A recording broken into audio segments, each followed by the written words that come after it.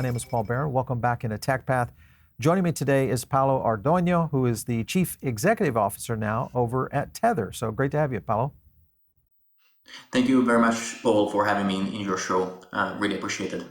Yeah, for sure. The good thing about having, I think, innovations, at least in blockchain and Web3, what we talk about here on our show quite a bit, is we get a chance to really dive into the details of what's happening with projects. Obviously, Tether being a stablecoin, not a project, but a stablecoin. But I think a lot of times there's, a variety of questions that many of our audience might have. So we wanted to kind of dive into those with you today. First of all, let's kind of just go into a brief explanation. Some of our audience might be brand new to crypto. So give us a brief explanation of how Tether would be different than, say, USDC. First of all, Tether is the first stablecoin ever existed. It was born in 2014. So USDT is the stablecoin that created an entire industry that we call, in fact, stablecoin now. Still today, USDT is represent the most liquid set of trading pairs across all the different cryptocurrency exchanges. Mm-hmm. And so more and more, USDT has been used as the common tool for not speculating crypto, but is the common instrument to put life savings and escape from a really dooming scenario that would affect entire families, entire communities if they were keeping all their holdings in their national currency. For example, I always say that if you are saving in Turkish liras, unfortunately, you would be poorer at the end of the year compared at the beginning of the year.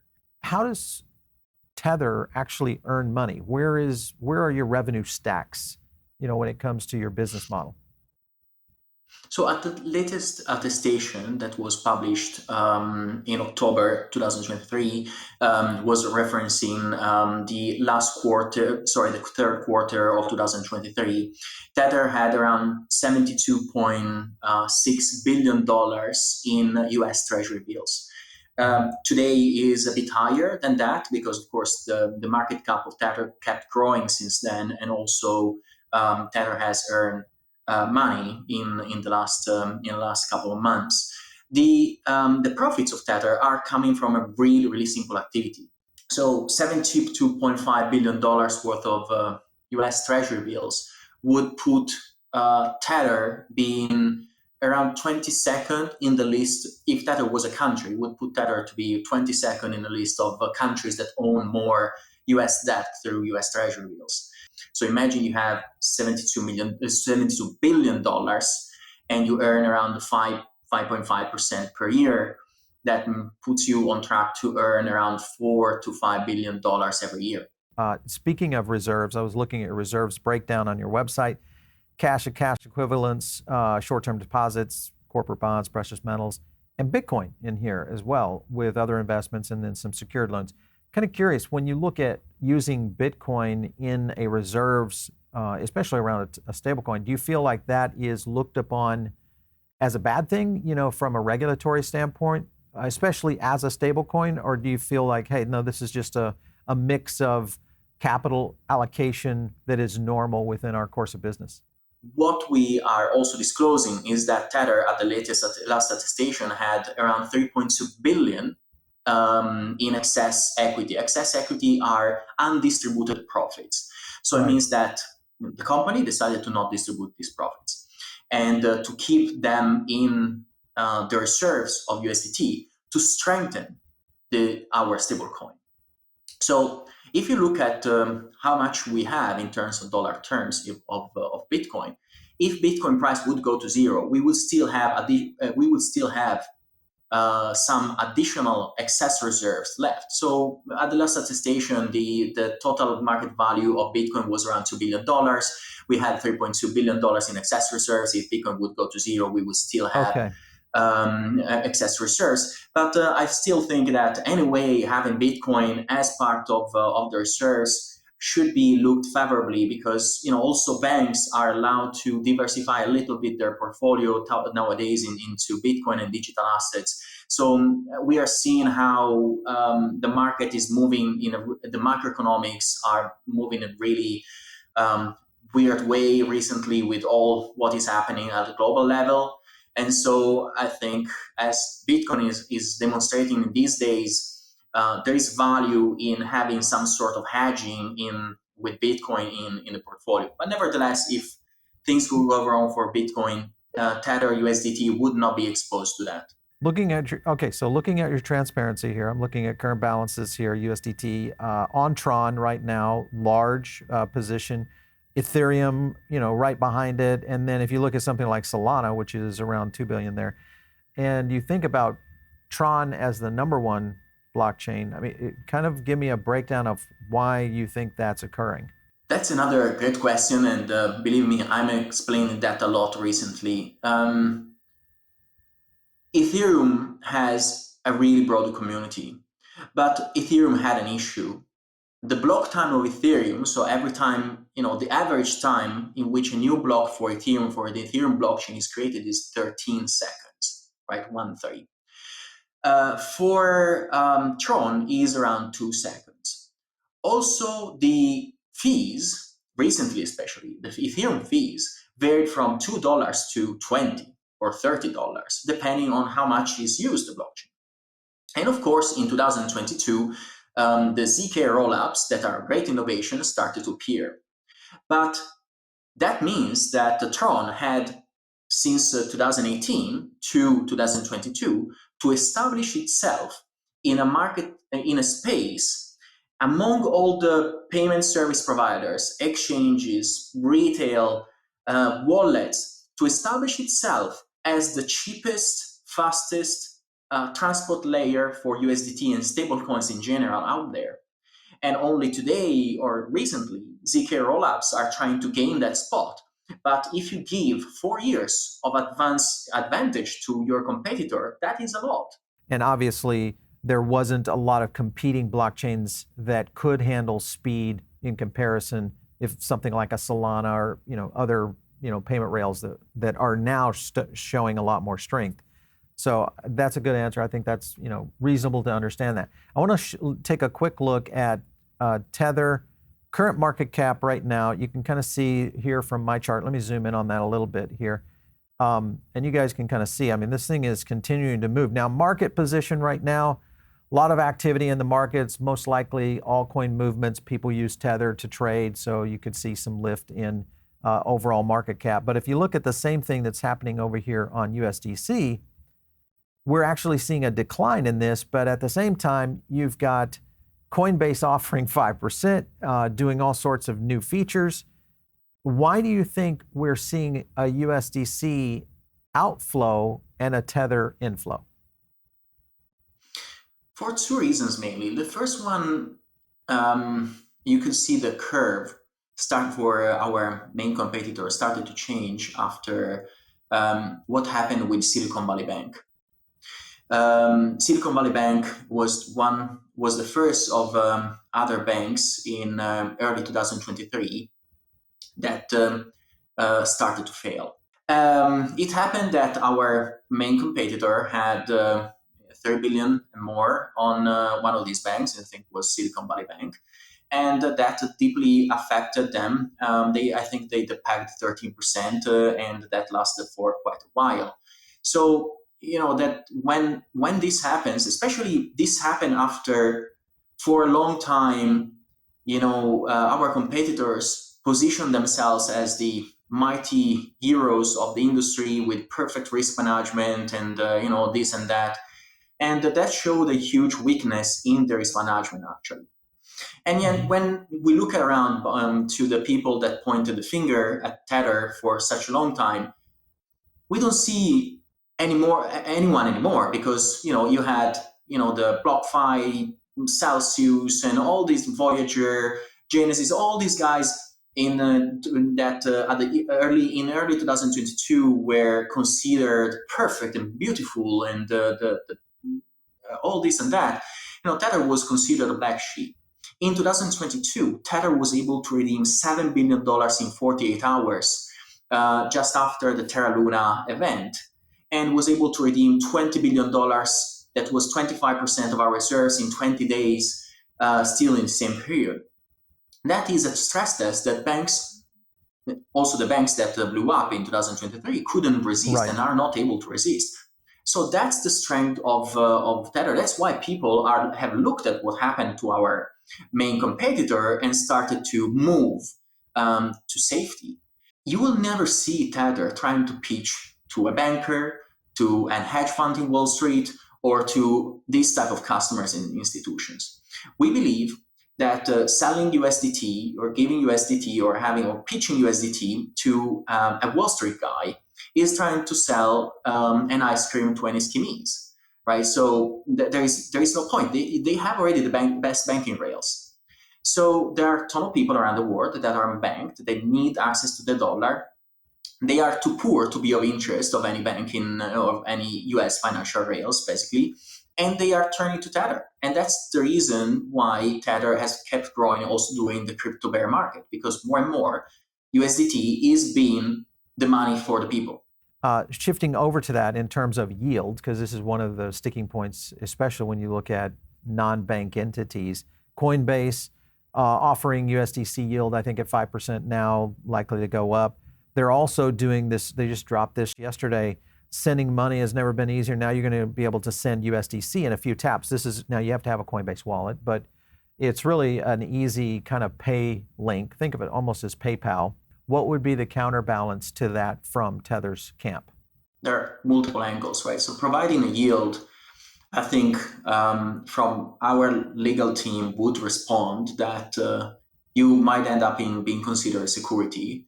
So again, for USDT, we believe that USDT has to be extremely conservative in all its actions. That is one of the reasons why, we never look at it. We think that anyway, sorry if I keep going there, but our market share is in emerging markets in developing countries. Providing a yield, an annual yield of 4 or 5% to the rest of the world doesn't matter. Might maybe matter to a US person that is used to have a savings account in a bank and is seeking a replacement for that. Going from that and into the strategy, because there's really kind of two strategies from a stablecoin's perspective. I look at it. The one is the strategy you guys currently use, which is more international, global perspective, used a lot within developing countries, countries that are having difficulty with their own currencies. And then you have this emerging market that is happening. And that's mostly in the Web3 gaming sector where blockchain payments will probably go. I'm going to show you, this is just showing, Solana in terms of their stablecoin market cap and where USDT is versus where and what we're seeing around Solana and USDC. The potential is USDC could be encroaching on that new Web3 explosion, which could be payment rails, gaming, NFTs, all this new eventual tech that's going to hit the space. Do you feel like that would put Tether at a disadvantage if that market absolutely explodes in the next few years? Right, there is a lot to unpack there. So from a certain angle, I think that Web3 and GameFi are definitely interesting. But at Tether, I prefer to focus on what I call real world ecosystem. 99% of the people I talk to, they don't know about Bitcoin, they don't know about anything else, because they have other problems, other interests in their lives, other hobbies, and so on and so forth. So I think that what Tether is doing is actually building infrastructure for the real world.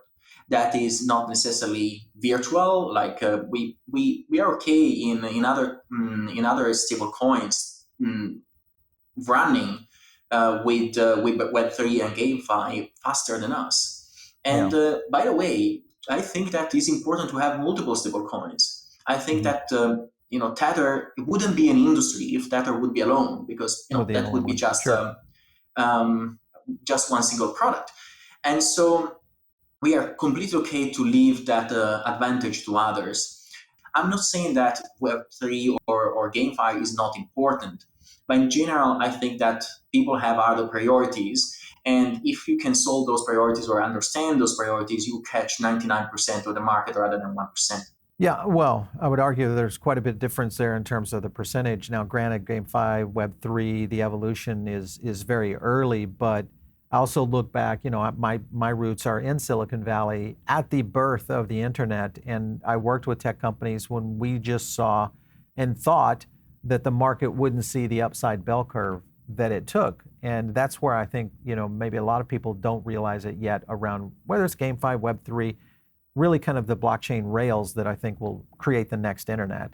And that is one you don't want to be behind because obviously that will affect everything. So including, traditional real world assets, which will get more tokenized, most likely. If you look at just tokenized treasuries right now, I mean, it's a small percentage, but the good thing is the track is moving up.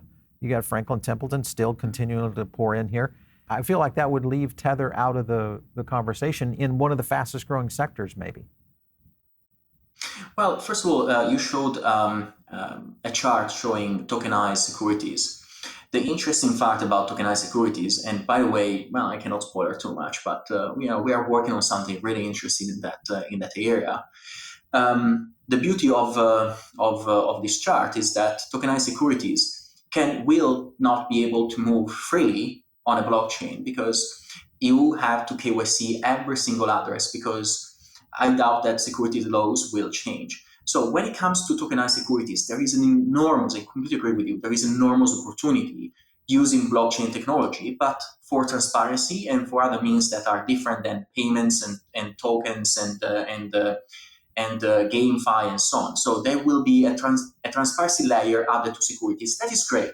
And in fact, we are looking into that because that, when I said real world ecosystem is real world, right? What I'm saying, and GameFi, and I understand gaming is one of the booming sectors. So I don't want to be like, okay, boomer, but what I feel like is that people are using chats in their day-to-day life.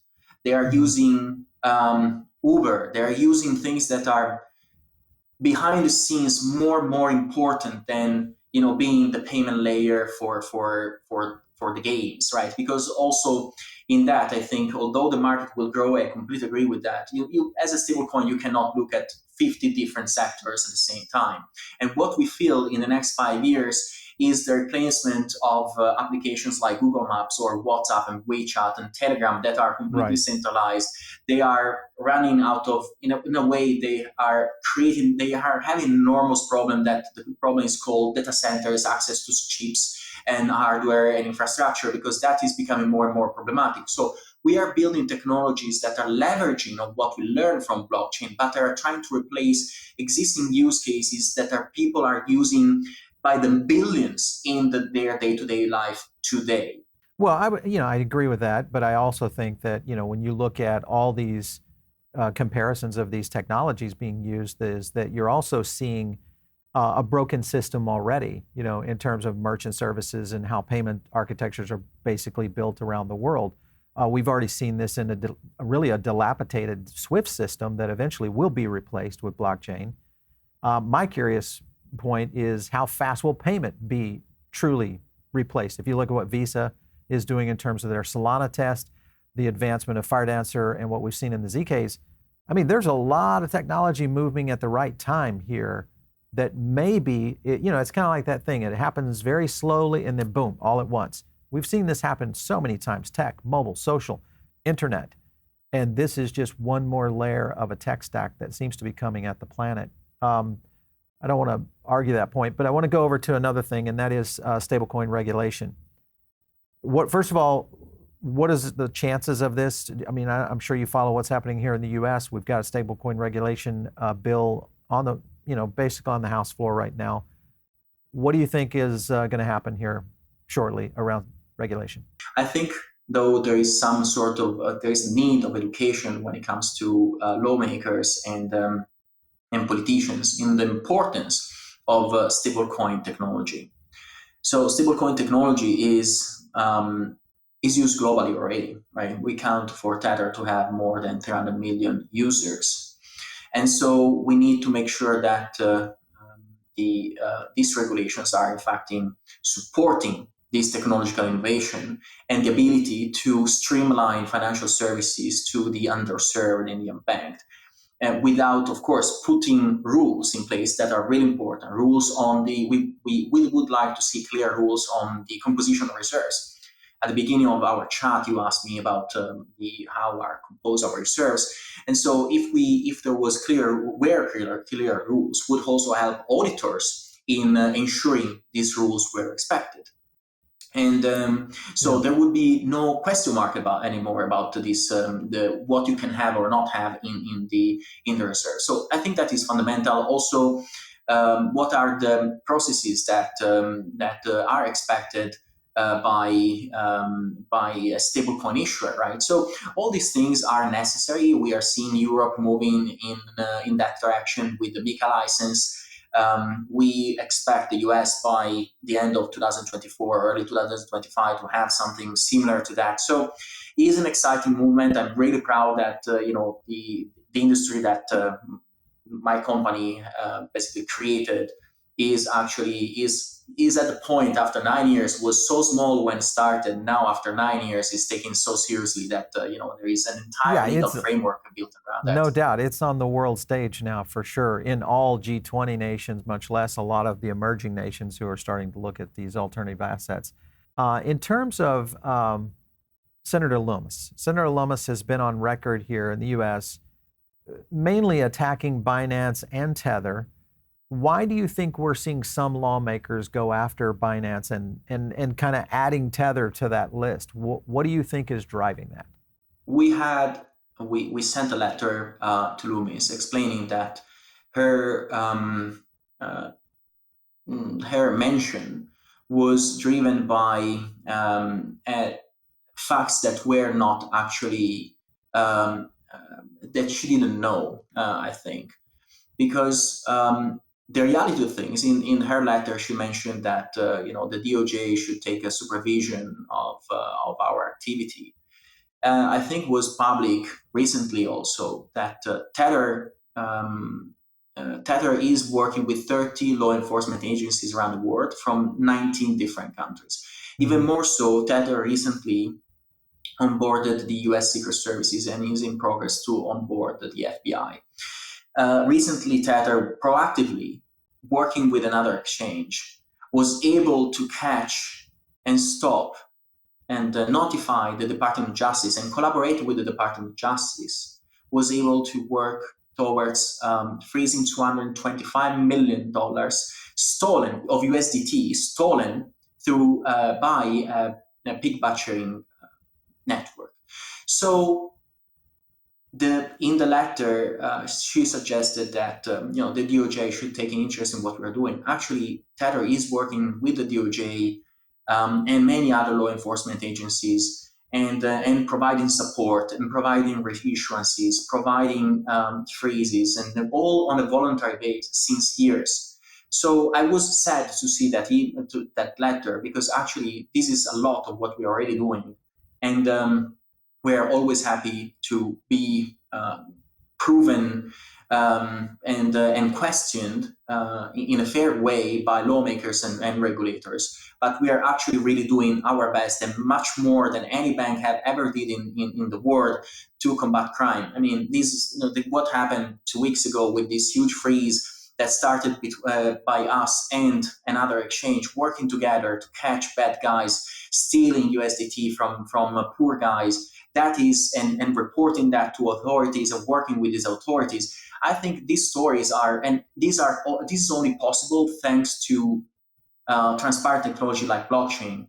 Right, so yeah. Because compared to the banking system, with blockchain you have hundreds and hundreds or thousands or tens of thousands of eyes on every single transaction. You have tools like chain analysis, KYT on the secondary markets. So this is something that is possible today, and Tether has always been engaging with law enforcement for so many years to protect its own stablecoin, because we don't want to have bad apples in using our stablecoins, because that would impair all the hundreds of millions of good people using our technology for their families, for their life savings.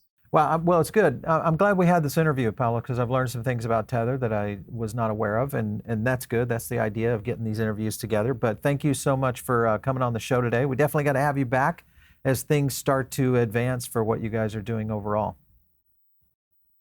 Thank you very much, Paul, for having me. You bet. Excellent.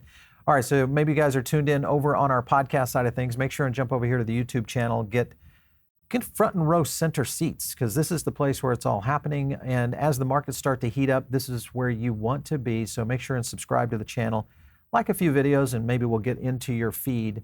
And you can start your own journey around crypto, blockchain, Web3, gaming, whatever you like. We cover it here on the channel when it comes to this new innovation in technology we call blockchain. So, of course, if you guys want to catch me out there on Twitter, it's very simple, or X, @Paul Barron. We'll catch you next time right here on TechPath.